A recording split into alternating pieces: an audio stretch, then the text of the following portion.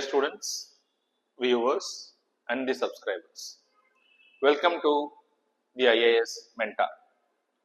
This would be our lecture number 55 in the series Indian Polity, and we'll continue with the topic of President. President is a very big topic.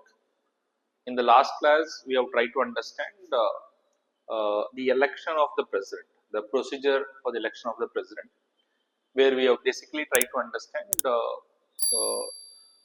how the president is elected, that is through a system of proportionate representation by means of single transferable vote, and the voting is by secret ballot. So we try to break down all these things, and we have properly understood all those things. For the students who are watching this particular lecture, I would suggest please watch the previous lecture. It would be very useful before you watch this particular lecture. As I have stated number of times, this series is going to be extremely useful, not only for the students preparing for UPSC IAS examination, but also for any other competitive examination where Indian polity is a subject, because we are going to understand every provision in the constitution, which is where UPSC or other competitive examination exactly asks the question.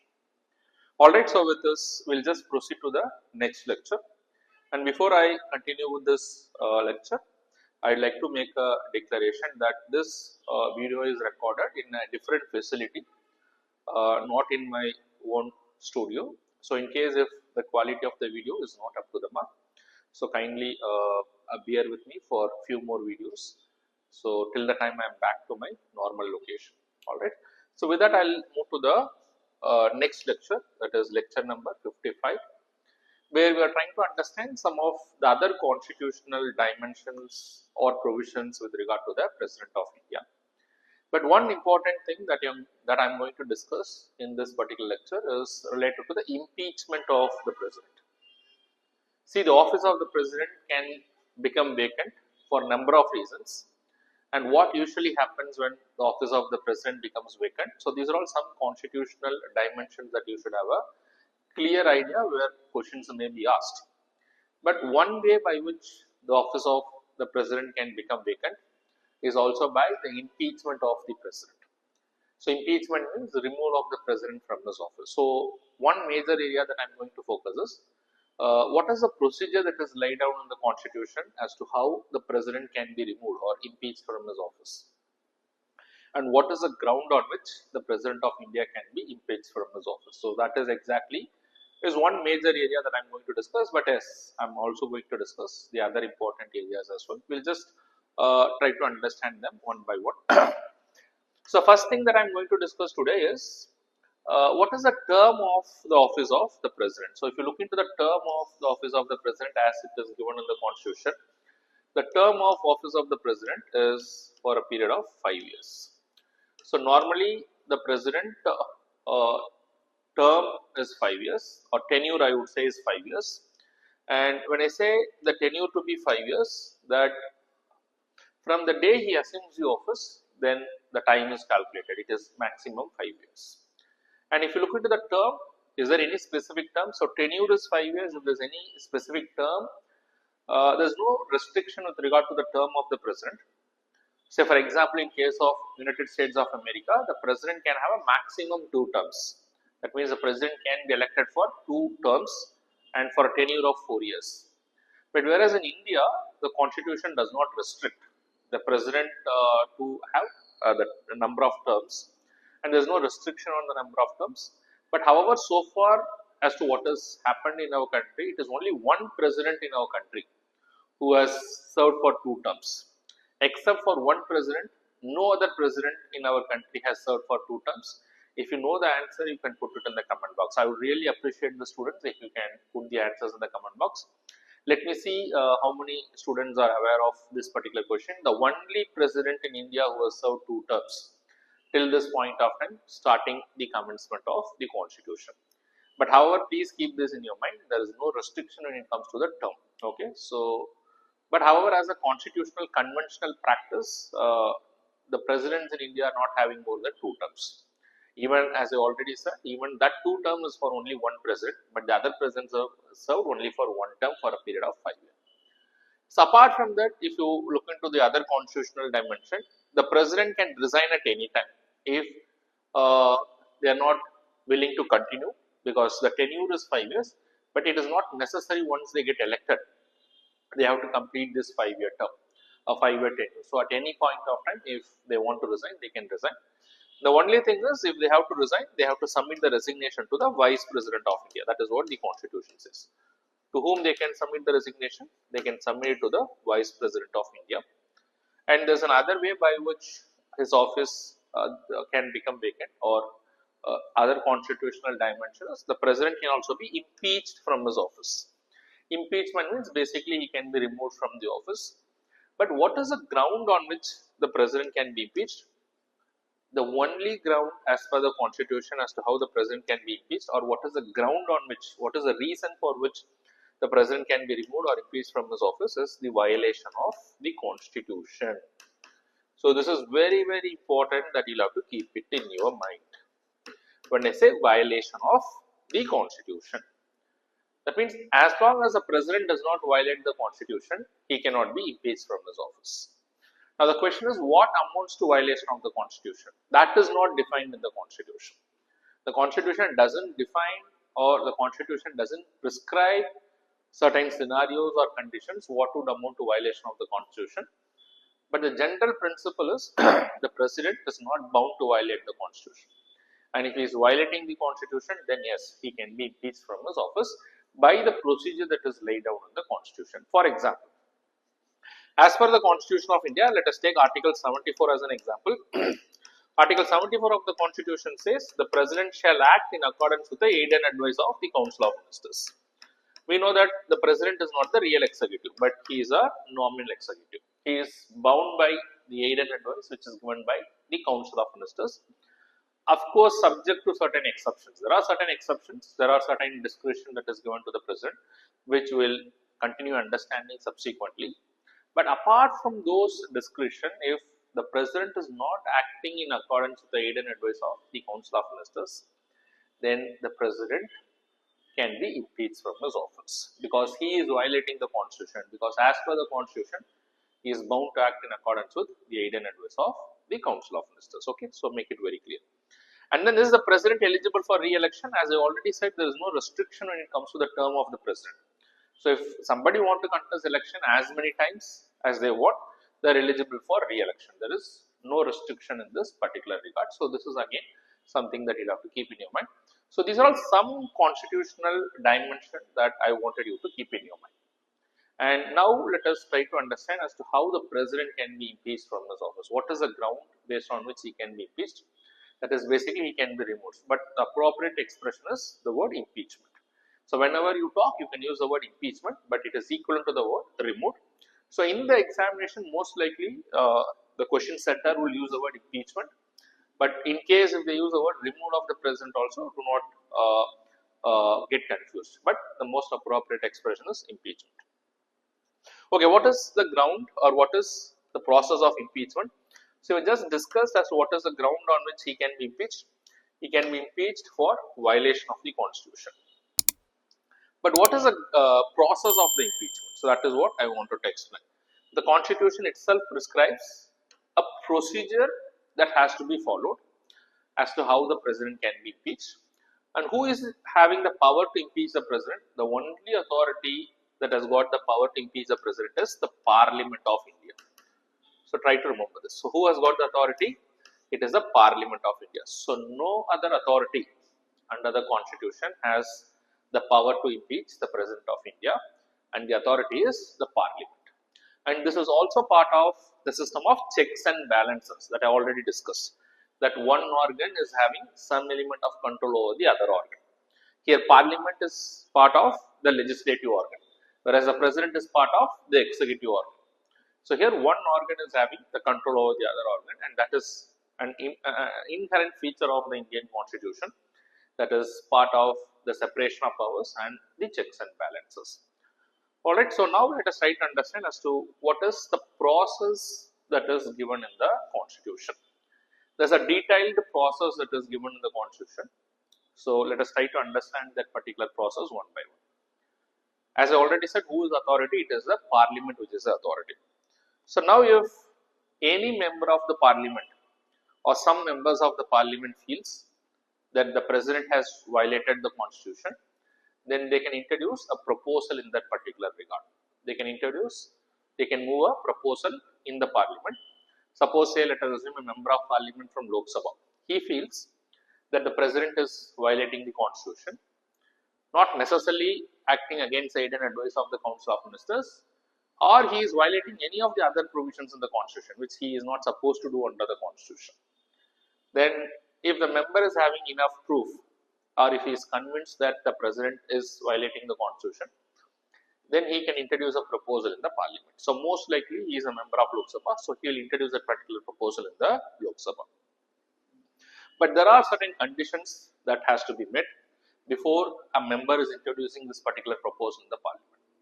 First of all, as per the constitution, if any member of parliament wanted to introduce a proposal stating that the president is violating the constitution, so he has to first give a notice to the president of India. And before introducing that, whenever he is intending to introduce that particular proposal in the parliament, in the house where he is a member, he has to give a notice to the president of India 14 days in advance. Or in other words, the constitution says a 14 days prior notice is to be given. That is what is very, very important. So it can be initiated only after giving a 14 days of prior notice. So once that particular member gives a 14 days of prior notice, then he can introduce in the particular house. This particular proposal may be introduced with regard to the impeachment of the president in that particular house. But even before doing that, they have to get the permission of the presiding officer of that particular house. That's again very important. If they want to introduce in the Lok Sabha, they have to take the permission of the Speaker Lok Sabha. And if a member wants to introduce it in the Rajya Sabha, they have to take the permission of the chairman Rajya Sabha. And for the presiding officers to be convinced and to permit that, it shall be signed by at least 1/4 of the members of that particular house. That's very, very important. At least 1/4 of the members of that particular house has to sign that proposal. So, for example, if I'm an MP who wanted to introduce a particular proposal, two conditions has to be satisfied. There should be a 14 days of prior notice to the president, and also that this proposal is supported by minimum 1/4 of the members of that particular house, in which I am willing to introduce that particular proposal. Suppose I want to introduce this particular proposal in the Lok Sabha, I should have given 14 days of prior notice, and this proposal is also supported by minimum 1/4 of the members of the Lok Sabha, so that this proposal can be introduced. That is what is very important. Suppose if this proposal is to be introduced in the Rajya Sabha, 14 days of prior notice is to be given, and 1/4 of the members of the Rajya Sabha also sign, and they also give their willingness that this proposal shall be introduced. Now, only when 1/4 of the members support, then only the presiding officer may give permission to introduce that particular proposal. It is only for the purpose of introduction. So, try to understand this. So, if any MP is convinced, yes, they can introduce the proposal, but these two conditions has to be satisfied. A 14 days of prior notice to the president, and then the second thing is that it shall be supported by 1/4 of the members of that particular house. And then the presiding officer may allow for the introduction of this particular proposal in the respective house. Suppose if the proposal is introduced in the Lok Sabha after satisfying these two conditions, then in the Lok Sabha it will be subject to debate, because not every member may feel in the same manner. Some members might feel that no, there is no violation of the constitution. Some members might feel yes, there is a violation of the constitution. So once it is introduced, after satisfying both the conditions that I have discussed, that is not less than 1/4 of the members sign for its introduction, and 14 days notice has been given, then it is introduced in the Lok Sabha. Then it is subject to debate in the Lok Sabha, where all the members of the Lok Sabha will debate on that. And after all the debate, this proposal will be put to vote. When it is put to vote, it is very important. When it is put to vote, it shall be passed with what is called as a special majority. So, this is very, very important. So, if this proposal is passed with special majority, so this proposal is containing what? This proposal is containing to remove the President of India, impeach the President of India, and therefore, if this proposal is passed with special majority, then this is deemed to be passed in the first house where it is introduced. That is, it is deemed to be passed in the Lok Sabha. Once it is passed in the Lok Sabha, then it goes to the Rajya Sabha. Now, once it is passed in the Lok Sabha, which is the first house, although I am saying that this proposal may be initially introduced in any of the houses, but my example that I have taken here is it is introduced in the Lok Sabha. It can also be introduced in the Rajya Sabha. If it is introduced in the Rajya Sabha, then the second house is what is called as Lok Sabha. In whichever house it is introduced, it has to be passed with what is called a special majority. And what is a special majority? The special majority in this particular case is not less than, so this is very important, not less than two-thirds of the total membership of the house. This total membership is the key word. It shall not be less than two-thirds of the total membership of the house, or in other words, it has to have this particular majority. Suppose if it is introduced in the Lok Sabha, it shall have two-thirds, not less than two-thirds of 543. If it is introduced in the Rajya Sabha, rounded off to the nearest digit. Rajya Sabha means two-thirds of 245. So, as long as they get not less than two-thirds of the total membership of the house, then the special majority is not satisfied. This is a little different type of special majority than the special majority that is required to amend the constitution. I have already said very clearly to the students, there are different types of special majority used for a different purpose. And in fact, this is one type of special majority. So, this is what you will have to keep it in your mind. So, as long as they achieve this special majority, then this proposal is not passed. Once it is passed with the special majority, then it is passed on to the next house.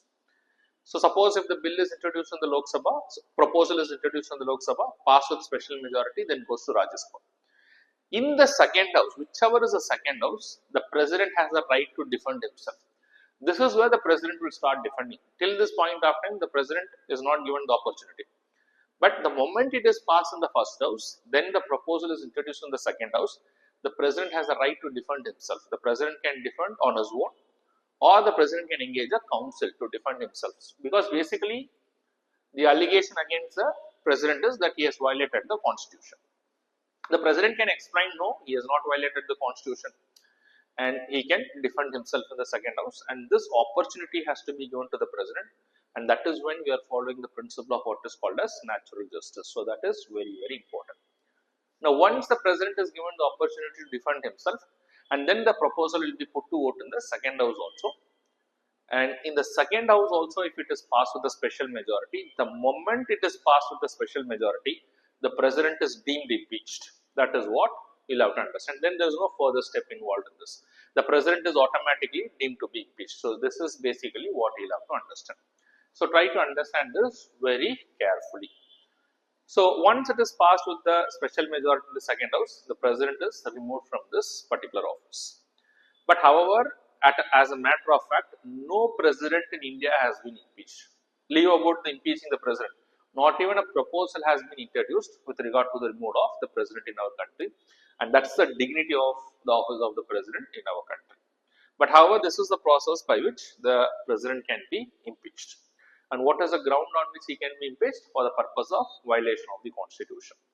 And what is violation of the constitution? It is not defined. There is no condition that is prescribed.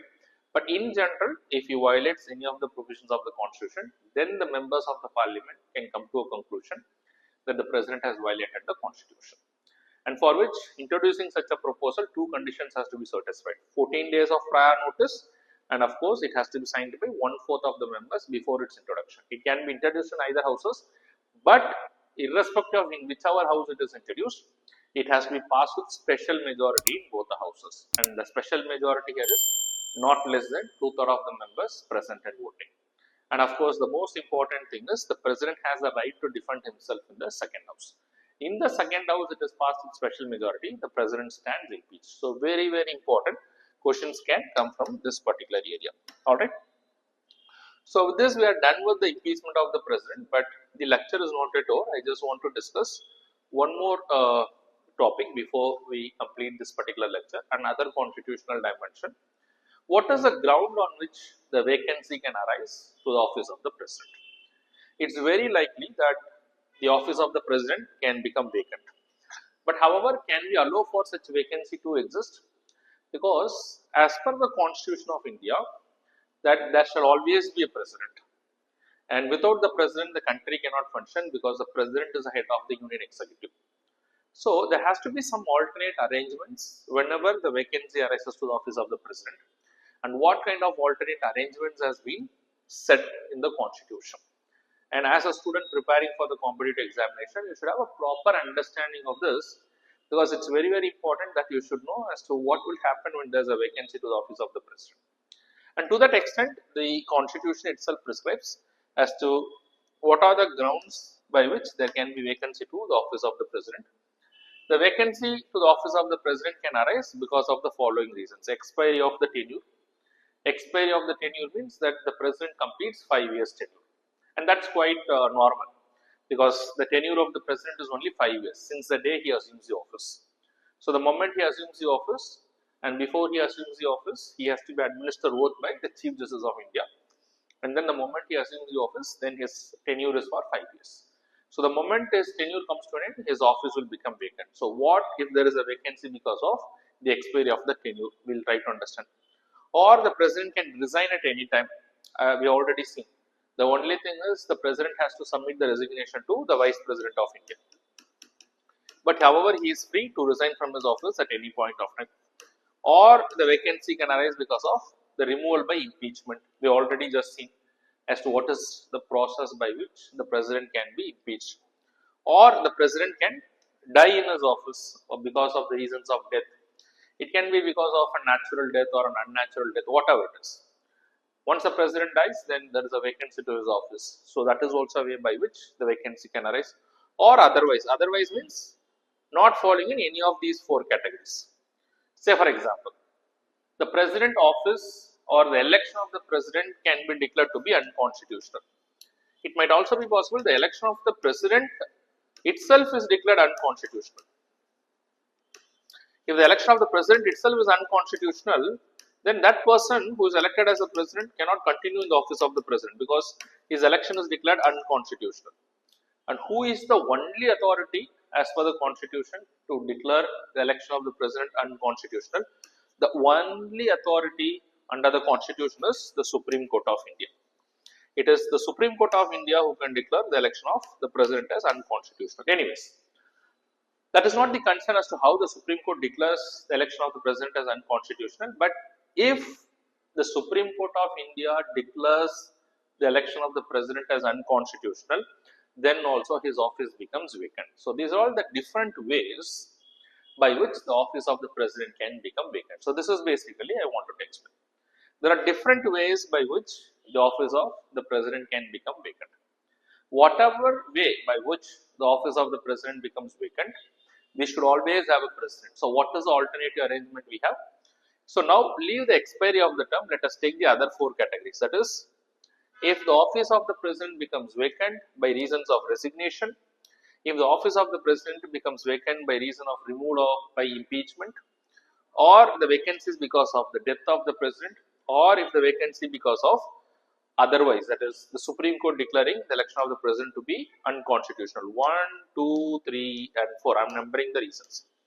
If the vacancy to the office of the president is because of the reasons of 1, 2, 3 and 4, that is resignation, removal by impeachment, death or otherwise, in all these 4 cases, then who would act as the president of India is the vice president.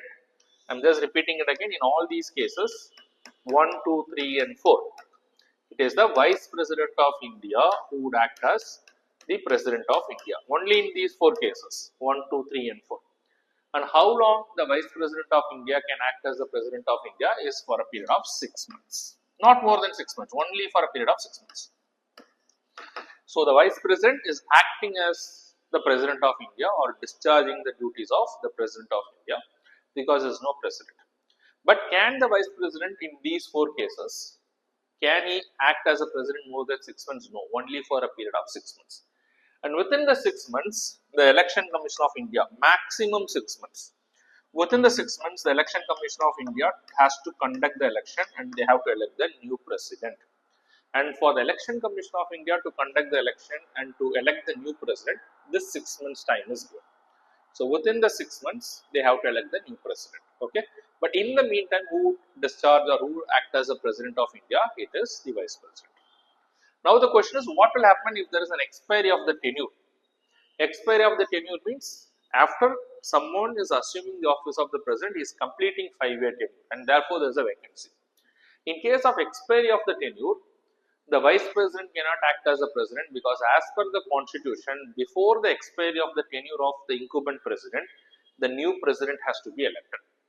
That means the election of the new president should already be over, and by the time the term expires or by the time the tenure expires, the new president will occupy the office. So here there is no problem because the election commission knows when the expiry is going to happen, and accordingly they can plan and they can elect the new president. But in the other cases, the Election Commission of India does not know. The Election Commission of India cannot know when the president election may be declared to be unconstitutional.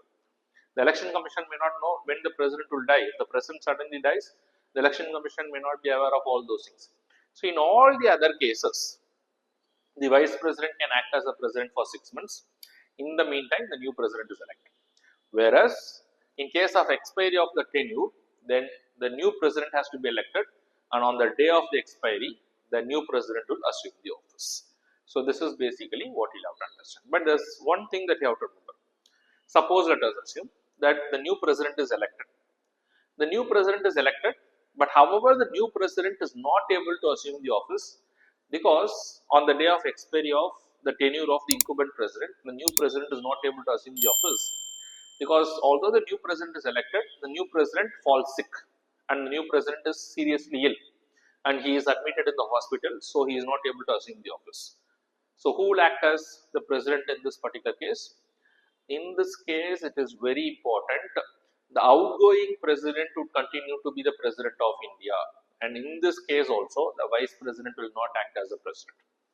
If the new president is elected, and if the new president is not able to assume the office, but the incumbent president tenure has come to an end, then the incumbent president would continue to be the president of India till the new president assumes the office, and there is no time limit in this particular regard. As long as the new president assumes the office, the incumbent president would continue to be the president of India. So this is basically what the constitution says. Very, very important that you'll have to keep in your mind. Now this is the arrangement that the constitution provides, so that there is always a president. Now you can ask me a question, okay, what if the president dies? Who will act as a president? Yes, the vice president will act as a president. What if the vice president also dies? There is a possibility both the president and vice president may die. Then in that particular case, who? The Chief Justice of India will act as the president. So there is a contingency plan that we have got. The Chief Justice of India will act as a president. So one of my students was asking, what if the Chief Justice of India also dies? Then the senior most judge of the Supreme Court is going to act as the president of India. So there is no problem. There are 33 senior most judges apart from the Chief Justice of India. So whoever is a senior most judge in the Supreme Court, they would act as the president of India. So that's a contingency plan that you have got. So this is basically what you'll have to understand. Very, very important topic. So what are the ways by which the vacancy can arise to the office of the president? It can be because of the expiry of tenure, or it can be by the reasons of death, resignation, removal by impeachment, or it can be by otherwise. Only in case of expiry of the tenure, the vice president will not act as a president. In all other cases, the vice president temporarily act as a president for a maximum of 6 months. In the meantime, the new president has to be elected. In case of the expiry of the tenure, the incumbent president would continue to be the president if the new president is not able to assume the office. But as a constitutional principle, that the new president has to be elected even before the incumbent president tenure comes to an end. So this is basically you'll have to remember. Okay, do we have an example of the Chief Justice of India acting as a president? Yes, there is an example. In 1969, President Zakir Hussain died, and after President Zakir Hussain died, then the Vice President was acting as the President of India, Mr. V.V. Giri, who was a Vice President who acted as the President of India. Then the presidential election also came, so Mr. V.V. Giri, who was a Vice President who was acting as the President of India, resigned from the office of Vice President. So there was no President. So V.V. Giri was acting as the Vice President, acting as the President of India, but he resigned from the post of the Vice President. So therefore, as he resigned from the post of Vice President, he cannot act as a President. He resigned for the purpose that he wanted to contest election to the office of the President. So we are not having the President, we are not having the Vice President. It was Chief Justice of India, Hidayatullah, who acted as the President of India. So we have a President also for that. But then the question is it necessary for Mr. V.V. Giri, who was acting as the President of India, to resign from the office to contest the election of the President? I have already discussed this. So please put the answers in the comment box. I am just repeating the question. Was it necessary for then Vice President, Mr. V.V. Giri, who was the Vice President of India and who was acting as the President of India, to resign from the office of, or to resign from the post of Vice President to contest election, and whether is it necessary, and if it is not necessary, for what reason he has resigned from the post of Vice President to contest election to the post of the President of India? That's a question. You can put it in the comment box. Otherwise, I'll discuss that in the next class. Alright, so with that, we are almost coming to the end of this particular lecture. But however, I just want to give a hint as to what we are going to discuss in the next class or in the coming classes. So, as we have seen the basic constitutional dimensions with regard to the President of India, so as we move forward, we will try to understand the various powers and functions of the President. So, very, very important topic. In fact, the President is the head of the Union Executive, and by virtue of being the head of the Union Executive, the President does exercise a lot of powers and functions. Although the Constitution does not explicitly mention the President to exercise his powers in the nature of executive powers or in the nature of legislative powers, in the nature of what is called as judicial or the pardoning powers, diplomatic powers, emergency powers, military powers. But for our own understanding, we have classified the powers of the President as two different types of powers. But all these powers are exercised by the President because he is the head of the Union Executive. But however, in the next class, I'll let you explain as to what does it mean by executive powers. Why certain powers are considered to be executive powers? Why certain powers are considered to be legislative powers? Why certain powers are diplomatic powers? Why certain powers are military powers? Why certain powers are pardoning or judicial powers? Why certain powers are considered to be what is called as emergency powers, which is again a very broad topic. So I'll try to take up each and every powers in a particular class, so that the students have a broader understanding of all these powers. Again, a very, very important topic for your examination. Alright. So with that, we are coming to the end of this particular lecture. But before I complete the lecture, I wanted you to solve this particular question, and it is quite easy for you to solve the question if you have listened to the lecture. So come to the question. What is the majority that is required to impeach the President of India? A. Not less than 2/3 of the members present and voting. B. Not less than 2/3 of the members plus absolute majority of the House. C. Not less than 2/3 of the total membership of the House. D. None of the above. In fact, the majority that we require is what is called a special majority. So please let us know what is a special majority in this particular case. Is it option A, B, C or D? If you know the answer, you can put it in the comment box. So please do participate in all such things, which is going to encourage me so that I can come out with more such videos, and I'll also understand whether the students have understood the concept or not. Okay, that's the only cue that I have got right now because there's no direct interaction. So with that, I'm coming to the end of this particular lecture. So this series is going to be extremely useful to the students. I'm quite sure about that. So if you have any of your family members, friends preparing for UPSC or other competitive examination, you can refer them this particular channel and this particular series, which is going to be extremely beneficial to all of you. In case if you have any queries related to this particular video or this particular series, you can reach out to me through my Instagram account or through my Telegram account. Thank you very much for watching this particular video. All the best.